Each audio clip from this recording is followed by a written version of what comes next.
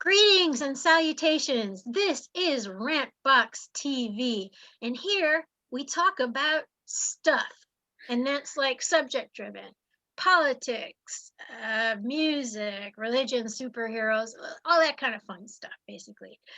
And today I'm Ola's Cool Kitchen, and I am hosting, but I don't normally host this program. First, I'd like to introduce everybody that's joining us. The person who normally does this show, Mr. John Clay Clay. Hello, hello, Ola. All right, and we have Reshma joining us, Hello, good evening, Ola. Thank you. and Iain. Hello, Iain. Hello, Ola, how are you? Good evening. Fantastic. And Jessie Jetski, the best last name ever. That's good, isn't it? Hello, Ola. How are you? Hello, everybody else. Let's begin. We're doing misogyny in the UK. And I'm going to roll it over to Reshma. She's going to take over the wheels. Reshma, you had something to say. Amazing. Thank you, Ola.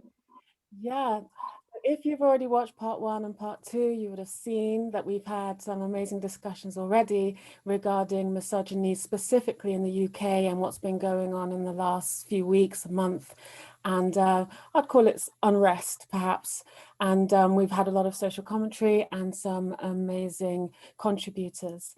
I'm going to take it to a slightly different place now and look at the history of womanhood, very briefly, don't worry. And we're going to look at basically how we've come from sort of almost in ancient times, we've had female worship and womanhood revered to a place where perhaps men felt maybe powerless and had to sort of go through a pushback, which might have then led to the current place that we now look at as being misogynistic from our perspective in our current lens. But of course, there are people and cultures right now in this time that don't see it as misogyny, especially globally. So we've got little pockets of communities that act in different ways, but we have the mainstream agendas that does seem to be extremely misogynistic. And so from that perspective, I'm looking at how can we kind of find a place where all women can feel safe enough to voice the myriad experiences that they're having, and also what John refers to as internal misogyny, which some women just will not agree with. So there are many aspects, many perspectives, and I hope we can dive into some of them today. Thank you. I'm actually going to jump in there because you've brought something up that interested, or something that just came into my head like a light bulb. There was this notion of ancient women. There was a time where matriarchy was a thing. Back in the old days, forget about cavemen, there was a matriarchal system going on, or so there's been recorded. And there was this feeling that I've read in feminist books or whatever, that there was this notion that like men couldn't give birth or whatever. I don't know. It's just like they couldn't give birth and they were jealous. And so they had to make whatever they did more important. Like, woman cooking in the kitchen, women, guy doing it, chef. There's that kind of thing that sort of creeped into modern day living, and thus also brings about the inequalities of pay as well. Women and men do the same job, women get less, like all the time. And I know because I've experienced it as a DJ. Sorry, Jetski, is that you? Did you want to say something, ma'am? No, I'm just saying, me too. I agree with you. And also I think that, in Western cultures, obviously we're operating on a patriarchal system very much so, but you have some kind of African tribe cultures that very much operate on a matriarchal society where women are the ones that are held in esteem because they are more powerful, they can give birth, etc. And I think we have to look at the fact that most Western societies are very much based on patriarchal kind of culture, but have a look at how those matriarchal societies work as well, because they do still exist in the modern world. It's just that obviously they aren't covered because it may be an African tribe in the middle of nowhere that doesn't have access to the internet, etc. So I mean, personally, I never wanted to give birth, so I don't really feel my power not saying that if women choose to, that's great, and in the state or whatever should help them, because this is I view it as a full-time job, right? Yeah, Right? If that's, agree with you. they should be paid. There's guys in CEOs in companies, especially with Boris Johnson's friends, who are completely incompetent, who make tons of money off of us, and women who raise kids, which I think is probably a more noble profession and harder, get nothing. Yeah. Okay, sorry, I'm burbling. Does somebody want to jump in? No, I completely, I agree with what you're saying. It absolutely is. I mean, we're raising the future of the world basically, and it's a massive, massive job. And anybody that's either has kids or has close family. I mean, I'm literally sitting here with my brother's girlfriend downstairs, who's about 3 weeks away from giving birth to my first nephew. Very excited. Oh, brilliant. Wow. But just watching what she's had to go through and watching them build their house, and my brother got very much brought up as a feminist. My mum's a very staunch feminist who was extremely involved in the second wave of feminism, actually did some pretty big things, has been brought up as a kind of male feminist. But even within that, I can see how much more work she is doing than he's doing. So I think what you're saying is absolutely the case, that bringing up kids and having a family is a massive, massive job, which should be held in such higher esteem than it is. And school teachers need more money. Yeah.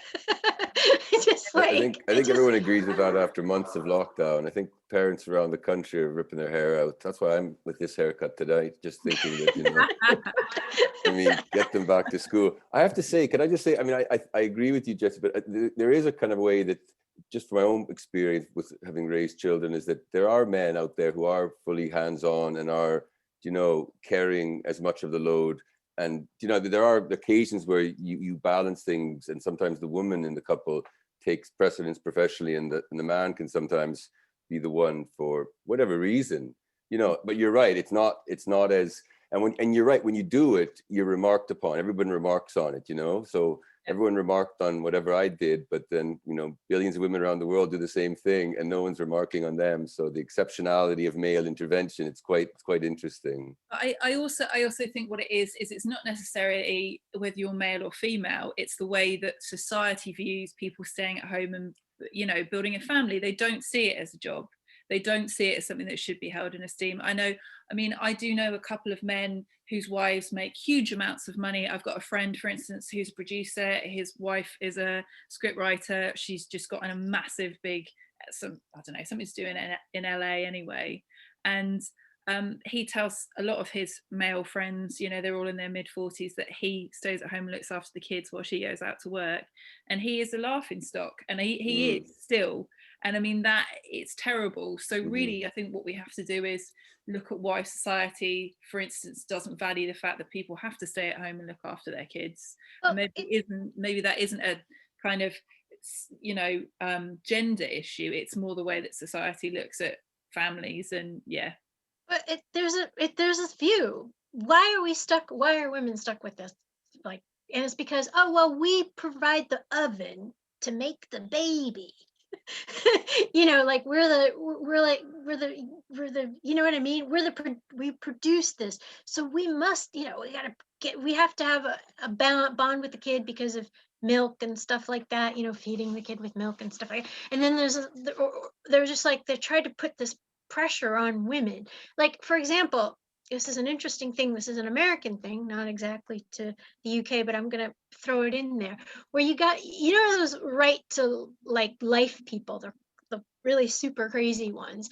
And they're like, they want to basically start charging women who have abortions with murder, even if they have genetic defects, right? And these people don't care about children at all, right? All they want to do is they want the woman's body to make the oven baking thing, and then they don't care what happens afterwards. They're just like, once it's in there, it's got to stay, and even if there's genetic, they were talking about certain types of things that aren't real, like a certain type of pregnancy, ectopian, or you know what I'm talking about? But you know, like there, and that's like, you know, like putting it back or something like that. And it's just like, oh my God, that, But I mean, the problem with ectopic pregnancies are they're incredibly dangerous for a start. So if yes, you have an ectopic pregnancy, you know, chances are your baby is not going to form, it basically can't form into a fully fledged child, and or, you know, fetus, and also it can kill the woman. So that's effectively killing, you know, somebody's life for something that can be got rid of with quite an easy medical they procedure. don't want you to have that. Or they want you to, or in Poland, where they don't even allow you to have Mad. abortions except for defects, right? Their whole thing is, right? I'm not kidding. In Poland, the government said, we want you to, even if you have a defect, you have a child with defects and it's going to be stillborn, we're going to make you have it so we can baptize it afterwards, make it Catholic, and bury it. It's crazy. And it is like the idea of we don't have possession of our own bodies. Reshma, what religion are you, if you don't mind me asking, or what's your kind of faith basis around abortion? I mean, obviously you don't have to talk about it, but it's quite interesting to look at it from a religious perspective. Yeah, so I'm Muslim, and but I can, if I would speak on any person who is faith-based, the first thing they'd say is to sort of not be boxed in with everybody else. So just like if someone is liberal, do you now wear the uniform of being liberal and agree with everything every other liberal says? You know, there's a very, very vast spectrum of religiosity, you know, but, you know, me personally, I'm not pro-life to an extreme, but I do believe that we need to take better responsibility with our bodies and the decisions we make. I don't like it when people have complete freedom to get pregnant as many times as they want to, and then put a strain on a medical system, for example, to keep having abortions and not have any value for life whatsoever. I prefer that that didn't happen, yes. What would you say to a man in this kind of a situation? Because this is a situation that I've faced so many times as a woman, and I feel like probably every woman in this group and lots of women who watch this will feel like this. I always feel like whenever I meet a man, it's my responsibility as a woman to take care of the fact that I shouldn't be getting pregnant. I think I've had one partner the entire time that I've ever sort of, you know, being sexually active, who actively went, no, you know, I've got to make sure I've got condoms, or are you on the pill? Most men don't seem to care. And I always find that incredibly misogynistic. You know, Yeah. that's well, I don't care if you get pregnant. And like, Well, I'm coming. Oh, sorry. Okay, Go sorry. ahead, Reshma. So, for example, if you have a religion where the scripture speaks mostly to men on this topic, and they give all the control to men in that they also have the responsibility for all of this, would you also call that misogynistic? Yeah, I think so. I think if men are going to start having control over women's bodies and telling women when they should be having sex, or telling women when they can or can't be pregnant, yeah, that terrifies me massively. Yeah, but then if the emphasis is morality within that system, Yeah, and man doing justice and protecting the woman's body and yeah, protecting her as an yeah, entity, then yeah. you know, it's like with control, with power comes responsibility. So sometimes I often think that when liberals think this way, it's worth them actually reading some scripture and seeing what the actual rulings are on this and why the men are given that responsibility. It's to prevent this type of misogyny from happening. Yeah, I mean, it's really interesting. When I was a lot younger, I lived in Tunisia for 6 months, and most people there are Muslim. And I think, anyway, I think so. So 6 months, it wasn't the kind of, yeah. But there did seem to be, what a lot of people said was a misogynistic culture came across much more, that actually they cared about the women a lot more than seems to in Western societies. There was a lot more protection of women. There was a lot of men who just seemed like they cared. There was some kind of a sort of like, these are the rules we follow, this is what we do, this is how we kind of take care of women. And I don't know whether or not that's the right system to go through or down, or the right path to go down. But I also feel like sometimes in Western societies, especially in the UK anyway, there's no rules. There is not, this is how we treat women, or this is how we treat men. It's just a kind of free for all, and I don't know what the best way to go is. I'm not sure, but I do think that, yeah, there's some definite sense in what you're saying, basically. Yeah. I actually want to interrupt and say that I've always felt that birth control was on me. I always took it upon myself. I didn't rely on some guy to give a crap.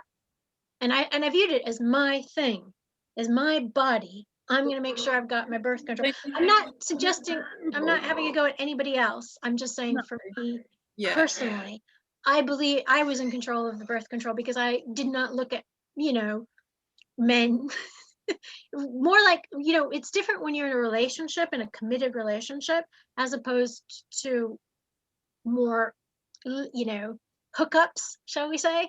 So in terms of the hookups, this was, well, in general, I just looked at it me because I knew I didn't want to get pregnant, and I knew I would like to try and avoid an abortion if possible, because this is not, but I knew that's not what I wanted.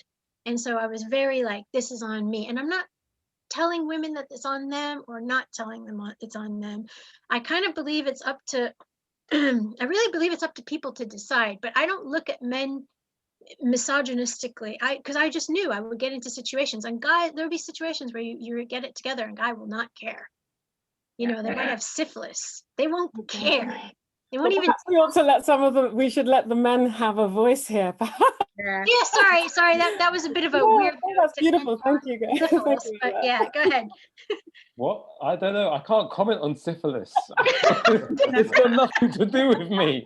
I've always been careful. I'm not Mr. Syphilis, but what specific question do you have for me, Ola? Are you talking to someone, John? Sorry. Ola, what specific question do you have for me? Because I can't talk about syphilis with any kind of real kind of authority. I'd like to. There's so many things I'd like to do in life, but that's definitely not one of them. Do you think in a sexual situation that it's up to women to take care of birth control, or do you think as a man you should basically go, well, we've both agreed to have sex, like I should make sure that I've got condoms, or I should make sure I'm wearing a condom? Because I can tell you literally on like one hand, and I've slept with quite a few people, how many guys have like gone, oh yep, cool, I'm gonna get a condom. Like, no, like men are shit at it. They're terrible at it. They very rarely go, I need to take responsibility in this situation. They tend to want to do the opposite. So I don't know. Yeah. Sure. I don't think that the responsibility has to be with one gender or the other. Can't it just be both? I don't understand that. I mean, I've always felt in a weird way that I was like badly cast in some frat comedy when it came to some hookups, because essentially they'd be surprised that I'd actually go off and get condoms when I promised I would, or have them. Do you know what I mean? So in that regard, I'm not really the best example to ask, but no, it's a good example. What about you, Ian? What do you think? What do I think? I think it's a freighted. I mean, it's complicated, isn't it? I think I'd like to broaden it out a bit. I'm running away from the present. Can I run away from the present? Yeah, please do. You started by broadening it out of the UK and looking around the world. And as Reshma said, we're a minority in the way. In a way, we think of the world, global community, the Western, whether it's UK, US, Canada, Australia. That kind of fraction of the world which thinks of itself as enlightened is a minority, but we don't have to look much beyond these islands. And so I'm here in Belfast tonight, and when you're talking about matriarchy, I'm interested in that because in Gaelic literature, or Gaelic, same thing, Gaelic literature, there's this notion of the pre-Christian presence of fertility date goddesses, like St. Bridget, for example, is a Catholic saint. Sheila McGee. Well, there's that as well. Yeah, we can talk about that. But St. Bridget, I want to look at the St. Bridget because before she's Saint Bridget, she's a goddess in a pantheon of gods, and the female element in at least what we can ascertain about what is pre-Christian Gaelic religion, or Celtic if you want to call it that, but I prefer Gaelic because it's focusing on Ireland and Scottish Highlands, which is my discipline. But it's that what you find is that it's all being mediated through men anyway. Everything we're getting is mediated through the writings of churchmen from the 5th century onward, but they're taken by it. There's something going on there because they want to at least transmit this idea that the female deity, as you've all said, reproductive. You can't escape that women, the female element is the reproductive element. And so in in agrarian societies, you had to kind of propitiate the land. You had to kind of, come to the land almost and give it offerings and make sure it's going to be productive and fertile. And so the female element was very strong. But then I always get nervous with my students because I think, like Frantz Fanon, right? He talks about how in national liberation movements for oppressed peoples of the world, those people who have been made to feel small and unimportant by the empires, whether French or British empires, that when you start to dig back in your past, maybe it's an African past, maybe it's an Algerian past, you start to find, he said, instead of the modern, lack of status, you find honorable things in your past, right? You find elegant things, you find beautiful things. So in a similar way, if you kind of dig back in gender politics, you can get to a place in these islands that we are here today, right? British Isles, UK, Ireland, where the female element was more respected, maybe, right? It was more elevated, it was prayed to, it was powerful, it was feared. It was kind of sometimes sexually, not just reproductive, but quite, what's the word I'm looking for? Hungry, as it were. There's a character in Gaelic legend who's called the old woman of, the old woman is not, she's more like a goddess, a winter goddess, and she has many lovers and she lives hundreds of years. And these are stories that are being recovered even in the 1950s by churchgoers in the Hebrides. We're telling stories about this female character who has many lovers and lives hundreds of years. So you can kind of get to that level, right? You can say, especially young students, you can say, well, there is this element in our culture which, gives precedence to the female, the matriarchy. But then at the same time, at that same period, there's a text which tells a story about a king in Ulster who, there's a woman, the wife of one of his court stewards is pregnant, and he hears a prophecy that she's carrying in her belly the most beautiful woman who'll ever exist. And this, of course, it's a legend, but it's from the same period of time. And so what does he do? He gets this woman to be kept in solitude until she delivers. And when she delivers the baby, he gets the baby to be raised as his prisoner, more or less, as a sex slave. Do you know what I mean? He gets her, that's not, the legend doesn't put it like that, but he's raising her to be his property. And then the wonderful thing in the legend is that she, as a young woman, meets a man, she sees a man, and his beauty just overwhelms her, and she takes the initiative and she seduces him. And of course, that just leads to their tragic downfall. So, even in that moment where you can think there's matriarchy, there's power to women, there's still this balance, there's always this balance. And What's really interesting about what you're saying, and what kind of comes back to what you were saying, Ola, about not wanting to have babies, is that when you look at the history of misogyny, what always comes back to is women's reproduction. That's how women have power. And is it not terrible that, because we can't have babies without men and women have, it's the only way we make babies. So is it not terrible that the highest esteem that women have is you can reproduce, we can't have children without, we can't have children or carry on our race without women, but we can't have children carry on our race without men. So why is it not like men who have legends of going off to war and conquering countries and doing all the things? Why have women not been allowed to do that? Why have women not been able to, why are the stories or the powerful women, why does it always come back to reproduction? And why is that all that women are allowed to be held in esteem for? Why are we not allowed to be held in esteem for going to space or creating something or building stuff? Well, it's often because these reproductive moments are normally for the male psyche a way to have an accessory, having that child, normally a son, that will carry on the power, and carry on their name, isn't it? That's normally why these stories are written in that way. I think it's a hangover from property in the medieval times. Yeah. Okay, I think this is more something that comes in to play more with medieval Christianity, where you start where women are, and even in some cases like in arranged marriages as well, where it's about like transferring, people would get to, it wasn't, you didn't choose who you got married to, and it was all about producing the baby and trying to make sure that she didn't sleep with somebody else. But back in those days, they didn't have, genetic tests to do that, so you could have got away with it. But what I'm trying to say is it was about property. It was about ownership and property. It's like before you had surplus and people farming and agriculture and stuff like that.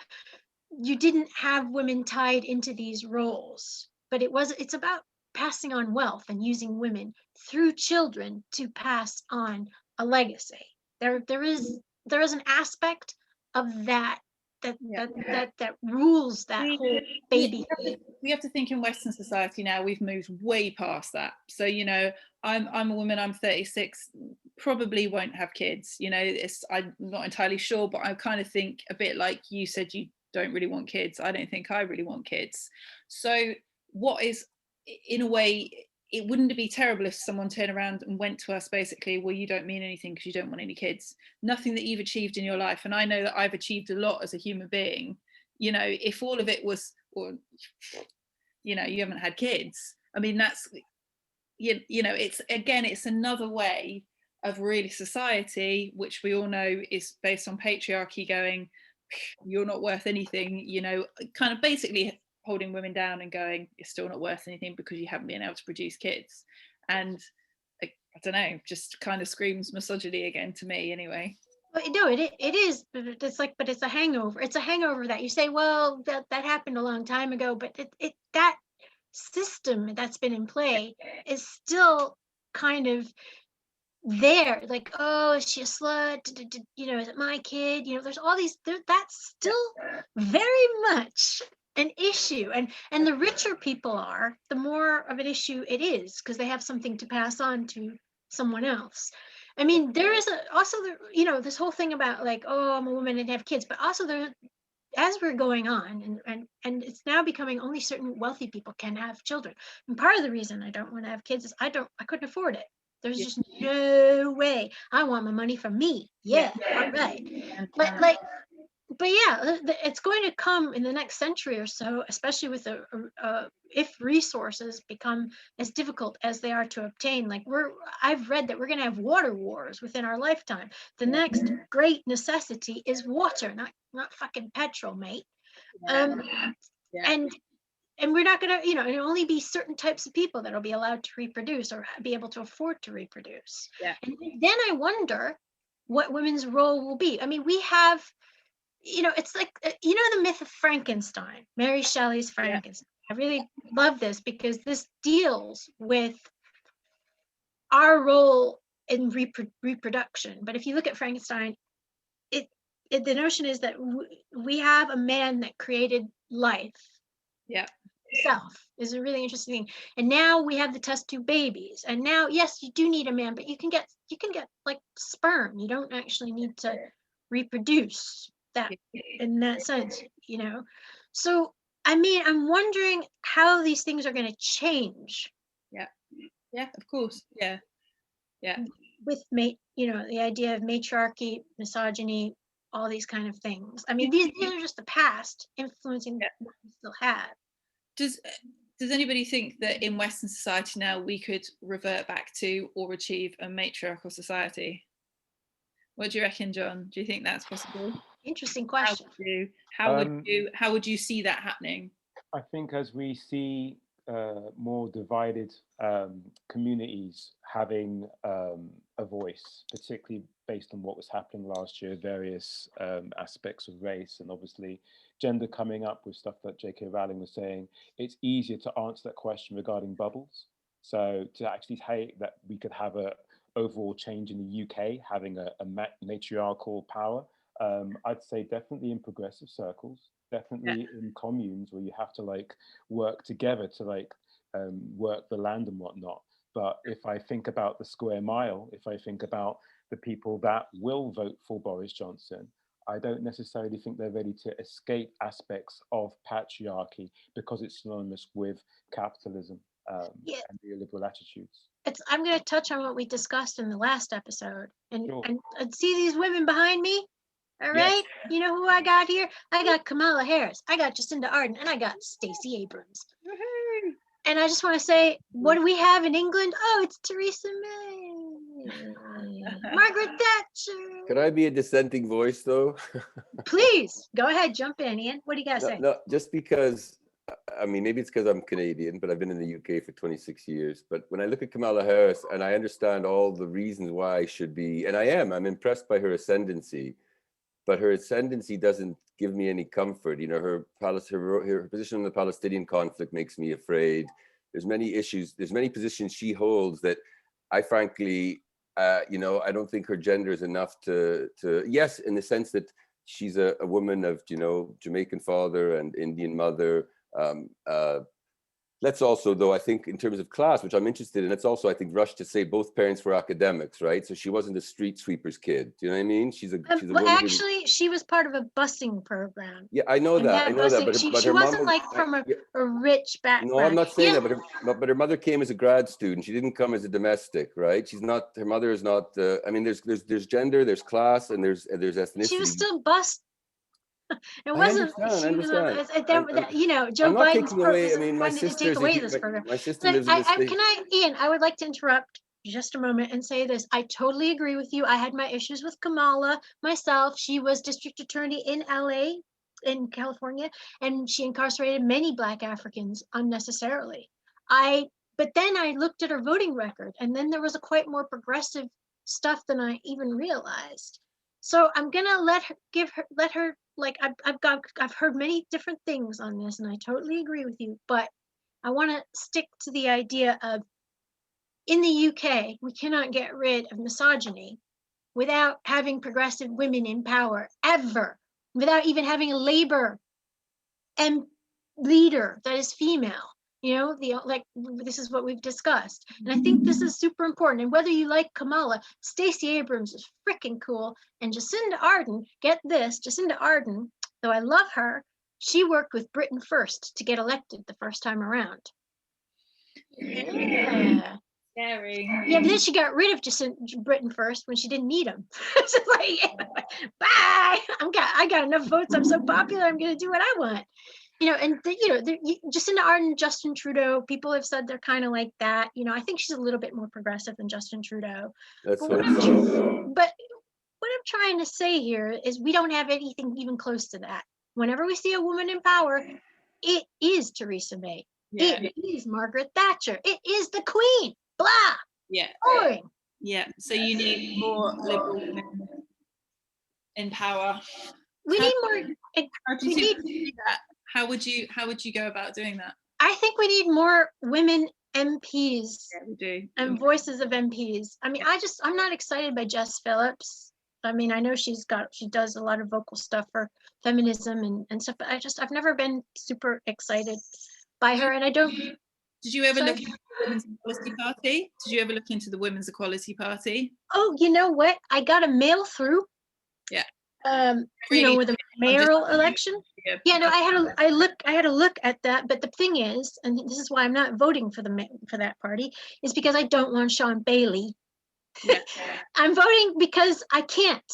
Yeah. You know, I could, you know, if you want to throw my vote away on some party that's only going to get a small amount, that's the problem. We need someone in the Labour Party. I think though, since what happened with Sarah Everard, and I hate that somebody had to be brutally fucking murdered for this to happen, do you not think there has suddenly been a change? Do you not? So for instance, I mean, there seemed to suddenly be a massive amount of media coverage about women, which I've never seen the amount of women that were on TV speaking about issues that really affect women.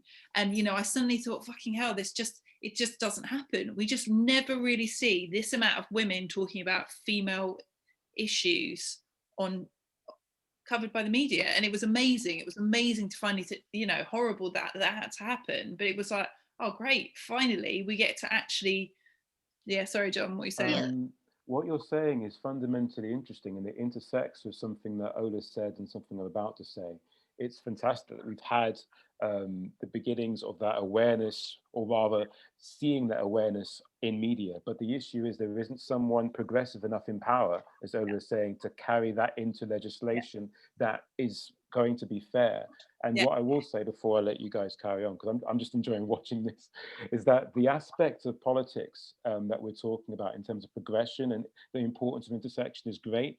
What I would love to see is more powerful progressive women in control of the papers, because that media has got so much power. When you have Rupert Murdoch and so many other people who have a very, very archaic idea as to who women are and what they are in society, if we're not controlling the news through a certain lens, then what hope do we have for that matriarchal society that you hope to bring into being?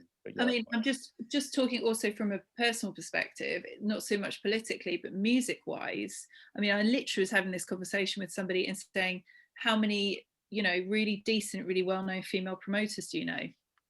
I mean, like, how many do you know, John? Seriously. Apart from you, not many. I mean, it's just, how many DJs, female radio hosts? how many women at just the me. top of how many women who are controlling festival lineups? Yeah. You know, so you just, what we haven't got in this country, and I don't, are you from the States, Ola? Yes, I am from Chicago, but I came here in '91. Wow, so you've been, okay, cool. So I don't know what it's like in the States, but basically what we're really trying to say is there are no females in powerful positions in this country, really, and that's the truth. And it's looking at how we go about trying to change that. How do we change that?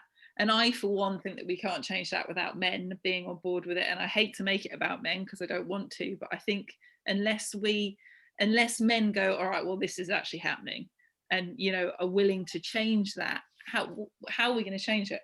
You know, well, when we fucking start bombing things, and, you know, great, like, I'm up. I don't like to put it on men. I really don't. I think it is as I said in the last video, I think it is something that it's our Black Lives Matter moment, okay?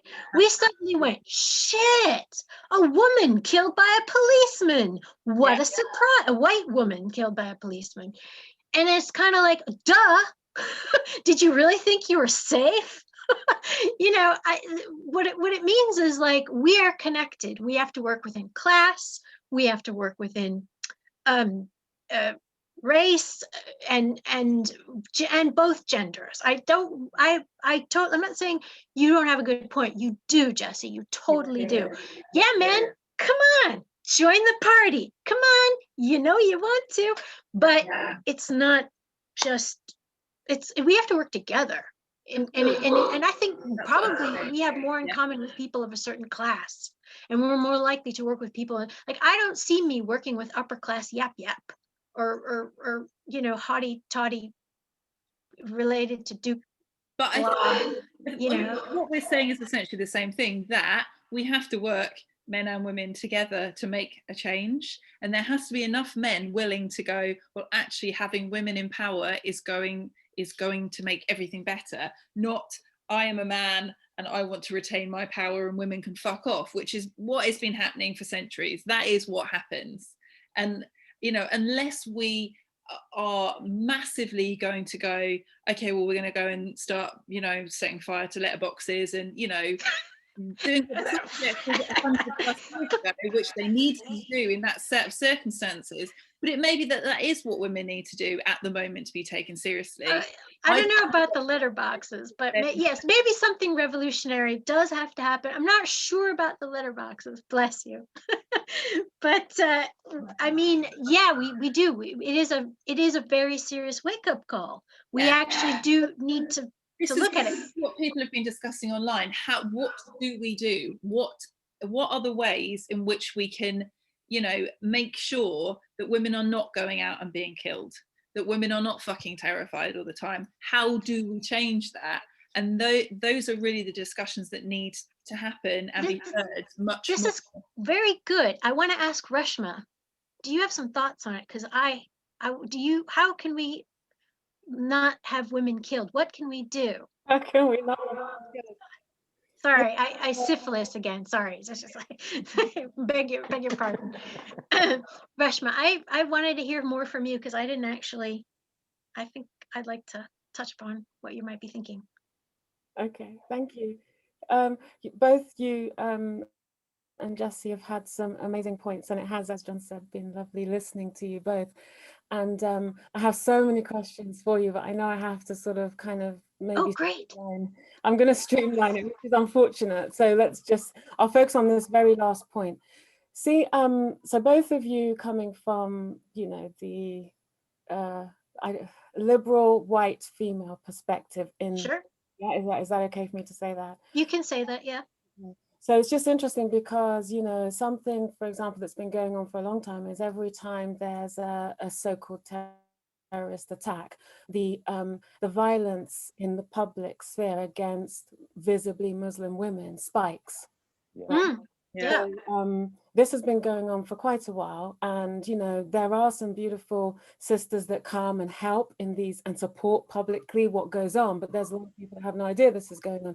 So I also find it interesting that it took for a white female to be killed in this brutal fashion for you to sort of take part in this dialogue. Do you know what I mean? Yes. Yes. So one of the most important thing is, like Jessie was saying, and then you said it as well, sorry, about connecting. But you said connecting, and I think Jessie said working together, which is the same thing, understanding all the different female communities and all the different voices that can be part of this dialogue. And then before we can even think about what the men can bring to this dialogue.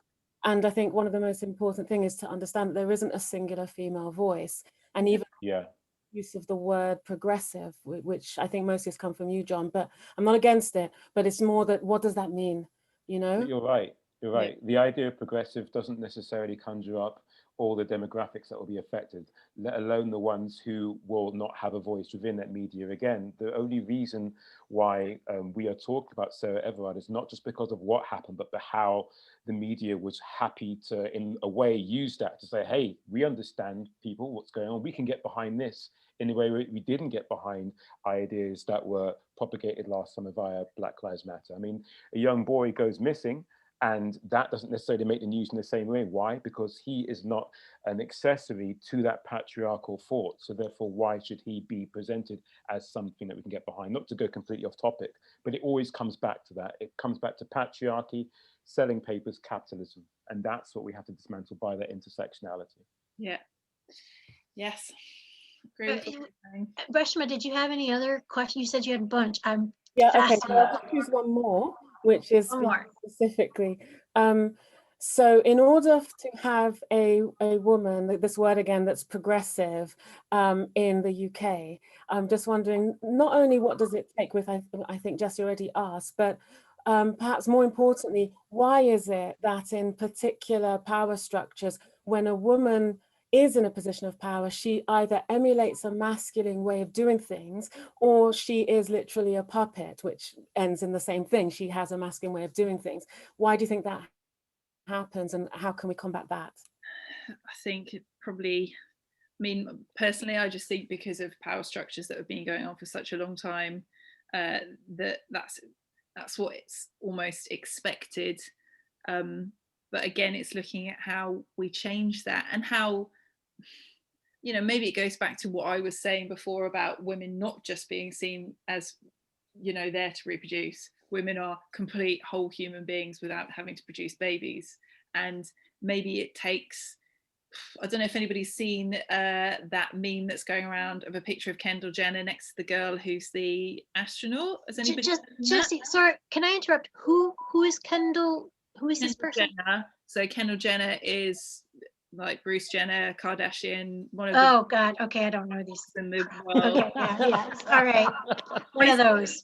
It's a meme saying, you know, she's got like 1 billion hits on a picture in this astronaut, you know, and really looking at all the different facets of women rather than just, oh wow, you know, their biggest power is to reproduce. You know, maybe it's all about pushing women who are engineers, or, you know, basically that's what I'm trying to say, looking at what women do rather than just the fact that they're there to reproduce. I don't know. I wish I did. I have something I wanted to just interject. Thank you, Jessie. I feel that we don't have Jacinda and Stacey for a reason. Okay, we have a country that believes it's mostly like white. Okay, for a start, and it's very conservative. And I'm just saying, I'm just going to talk about the Kingdom of England. Because I believe that Scotland, and I also believe Northern Ireland and Wales are kind of different. You got different things going on there, and we have, and we're devolving. So it's just getting, we don't have a unifying party. So we're just stuck in conservative England. Yeah, we are at the moment. Yeah, and we are. I think we have been for the last 10 years.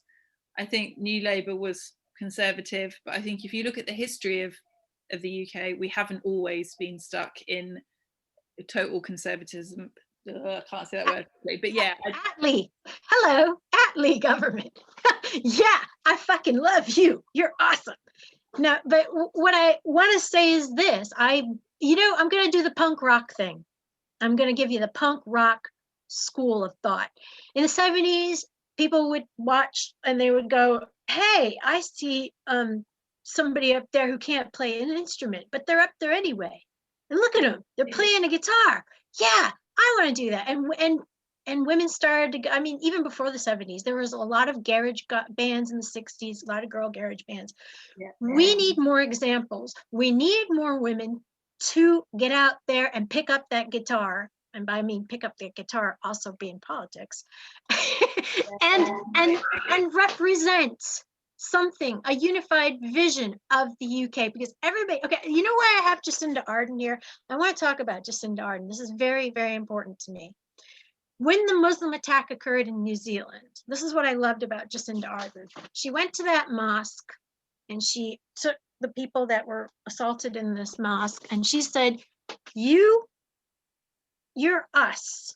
She went to them and said, you're us. The person who perpetrated this crime, which also happens, I mean, it wasn't a New Zealander, it was actually white racist Australian, so it was an immigrant. But she basically said, that guy is not us and he will never touch us. But she said she included that community that was part of New Zealand. And we need that here. We need the women.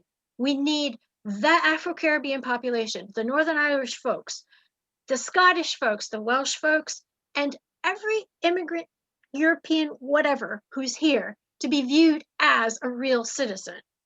Okay? Yeah. And we need to embrace them because there's no lack of misogyny. And there's no.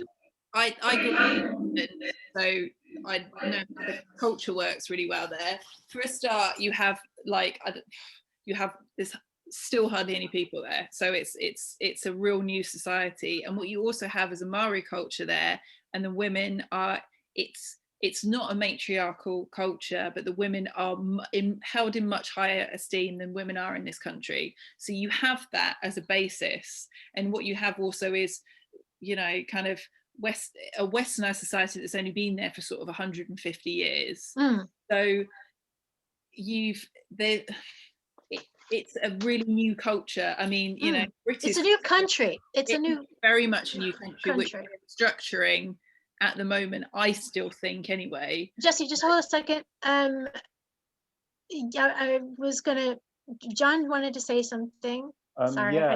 I saw his finger, and then I'm gonna go to Iain. Yes. Well, essentially, that's what I wanted to do, because I know Iain's got an association with 2 books that would be quite interesting to hear his perspective. I didn't want to take over from you, Ola, but I was actually just going to go to Iain. I was literally going to ask Iain because I saw him and I thought, oh, he looks so, I want to hear from him. He looks so lost. Lost, not at all. Not lost. I'm neglecting you. I'm so rude. I'm not neglected or lost. I'm listening. That's a lost virtue in our modern world. My grandma used to always say, anyone can talk. It takes a certain skill to listen. But Iain, I want to hear you talk though. I want to hear you. No, I just think that they're complicated questions, and I think I'm siding with what Reshma says and John as well, because the thing about the capitalist structure upon which everything is based. So I come from a university lectures background, and I've seen cutbacks in universities in the UK. And when the cutbacks happen, it doesn't matter who's in charge. Like Reshma said, most universities have a very high representation of women in leadership roles, but they're still making the brutal economic cuts, which are based upon a paradigm in which a university is a cookie factory. Do you know what I mean? If it's not making a profit, if it's too much in the red, you cut back. And right. I reject that business metaphor, and I've been rejecting it since I was an undergrad in Canada in the 80s. I don't like that education is intrinsic. There's intrinsic worth to being educated. It's not, you don't go to university or anywhere to get a job. You go there to be educated, and that's from a working class background where none of my friends went to university. And so I think so much has to change. It's not enough just to have women in power, in positions of power. Unfortunately, it's not, because like Reshma says, they either follow the male mold or they're supine, and they just topple in the face of the overwhelming, what John says is the overwhelming capitalist push, the thrusting push to make savings everywhere, except, of course, as you say, Ola, in the pockets of, you know, the funding. There's a great phrase from Canada, and it's a shame, and I'm glad you're talking about New Zealand, Jessie, but Canada is the much, I'm not saying this as a Canadian, I just think there's a lot you can learn from the country, which has its sins, its manifold sins. And we haven't even talked about Indigenous people tonight, but, you know, when I look at the States, when I look at New Zealand, when I look at Australia, when I look at Canada, I think, what have those settler countries done to their native populations? It's been genocidal in every instance. Yeah. In every instance. New Zealand as bad as Australia, but maybe variations in degrees, because Canadians and New Zealanders, we always like to think that we're cleaner than Americans and Aussies. You know, we're better, we're less racist, we're more moderate. But if you're an Indigenous person, you know, in Canada, I know I can speak for young Indigenous people who are angry with all of the injustices that are visited upon them daily, like not having water, not having, you know, having children still taken away from families where they wouldn't be taken away from a white family.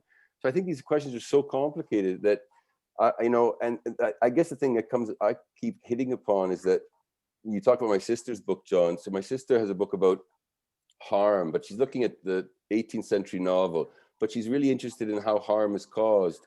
And even when it's not caused with intentionality, there's still harm that can be, a series of events can happen.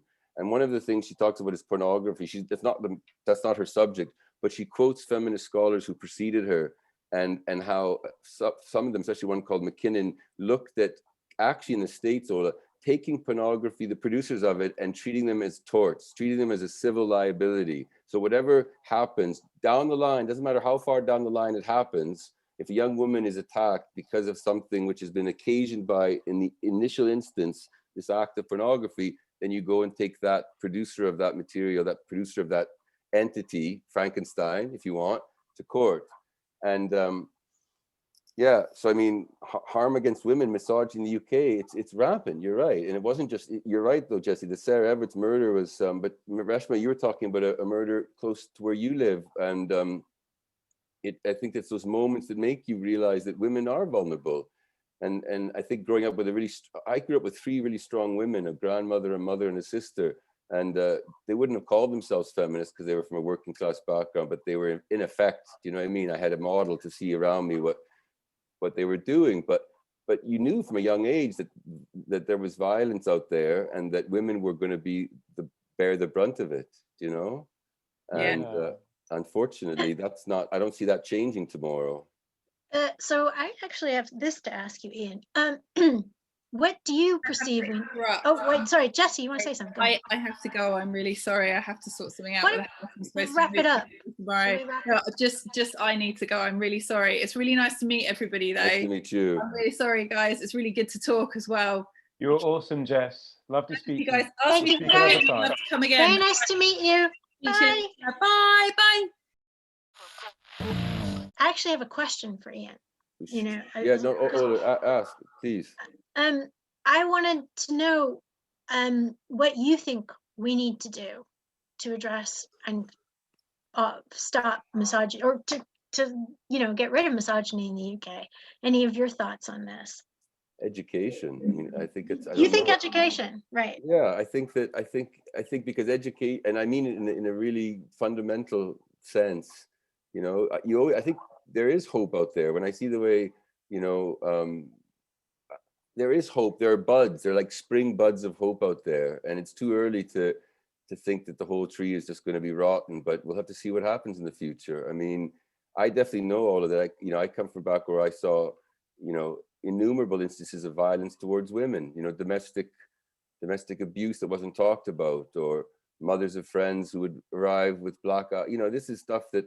And so when it happens, like Reshma says, when it happens to white women, suddenly everyone, you know, notices it. I was thinking of the Me Too movement. Remember before Weinstein's victims, who were by and large, you know, white American women of a certain economic status. Before that, remember Dominique Strauss-Kahn raped an African chambermaid in a New York hotel. And that didn't seem, it had a lot of repercussions in terms of, oh, what a, you know, like a kind of a terrible thing that he had done that, but it didn't start that tsunami that the other revelations did, you know? Oh yeah, for sure. Because I mean, essentially, we hold Hollywood's elites in such high esteem. They are our Olympian goddesses. So if one of them basically speaks out about what one of them has been, you know, going through, then it transforms everything. Like, I'd slow down with what you're saying. Like, it depends where it kicks off. Yeah. Well, okay, there's the notion of like, does this start a tsunami? Is it a certain person, white person? But also at the same time, there's throughout Hollywood, this was no surprise. There were women being abused, white women, women of color, constantly in Hollywood, and they were totally not listened to until something happened. And there have been women, white women, constantly beaten, working class women beaten behind the scenes, just like other women who have been beaten in other places. I don't know, like, is there a certain amount of privilege that comes with the voice breaking through? Like, you know, you suddenly were talking about mental illness because Meghan Markle said something, whereas we've been suffering for a year and a half here, going, and we're not even in the royal family, okay?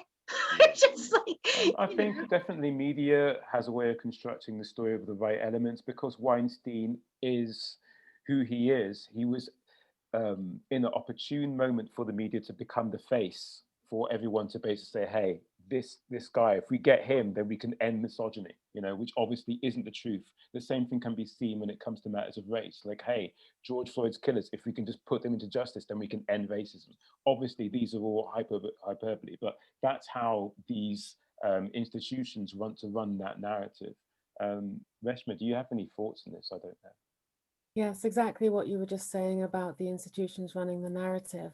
I think from what Jessie and Ola have said in the main focus of their dialogue today shows me that it really is time for a lot more people to get involved in that dialogue. And because we are in an age where we can all speak to each other via the internet, it helps so we can be a part of this dialogue and not just leave it to the real sort of controllers of power. But also in part two, the previous episode, sorry, when you were speaking to Numi, sorry, you said that it's a dialogue that that needs a different frame. I think you said something like that. It needs a different frame. We've got to recontextualize, in a sense, misogyny. And I really liked how you both sort of danced around that topic and tried sort of lots of different variations of it. So I do urge anyone who watched today's to also watch that one, to just get a slightly wider perspective on where we came in on today. And then maybe we can have one last episode to round it all up. oh my God, more. I feel Our like male audience is very afraid. I just feel that we have covered a lot of what we needed to say. And I will say this, we need unity. We need education. We need intersectionality. Intersectionality. That sounds really bizarre when I say that out loud, but intersectionality. We need that crossing over. And we need good examples in the media of women in power that are not male clones, I think. You're here. And I think that's it, really. I really enjoyed your hosting, Ola. It's been beautiful. Thank you. And thank you, Iain, for joining us today. I hope that you'll join us for the next one. And thank you, John, for this amazing platform. I love it, and I love being here, and I love you. Oh my God, I love you too. Thank you. Thank you, Reshma, for saying to everybody. I want to, before we go, I want to get everybody to say who they are and what they do. And John, could you also introduce Jessie Jetski, because she left before she could tell us what she did. Yeah, this is Rantbox TV. There will be links to everything in the video below. Thank you for joining us. And I would like to know, John, who are you? What do you do? I'm an author and I'm a director. So just want to say, Oli did a fantastic job today. So just awesome. But yeah, I write, literature. I also do music videos. And when the pandemic hit, I was stuck with not being able to do elements of my day to day. And so Rantbox TV just seemed to erupt out of what I was doing, alongside others, Alfredo, who is the editor, and also Dee, who founded the channel. If you want to check out more about me, then there's a link in the bottom. Jessie Jetski had to leave earlier. She is a musician, a really good promoter, and she's also a keen nudist. So it's a pity we didn't get her. What band is she in? Is she in?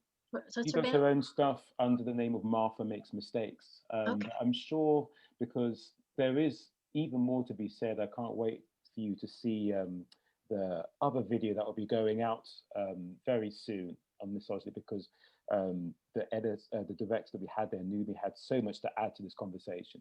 But I'm sure we'll get Jessie Jetski on again to talk about elements of her lifestyle and how that, in some way can show something about misogyny. So.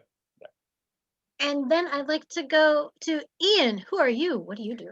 I'm a lecturer, and I've been socially isolated way before it was fashionable. I teach with video conferencing for a university in Scotland called UHI, University of the Highlands and Islands, and teach Gaelic or Gaelic literature, language, poetry, history, and I'm also a writer and a broadcaster and a belated reader of my sister's book, because even though this is a great book, she wrote it 10 years ago and I've had it for 10 years. I only read it last year. She knows this, so when she sees this video, oh. But like in relationships, there's a moment of communion. You have to wait for the right moment. So I had to wait for the right moment. But yeah, that's what I do. It's all Iain. Iain, you can explain this to her in person. You can't use this channel to heal some family rift.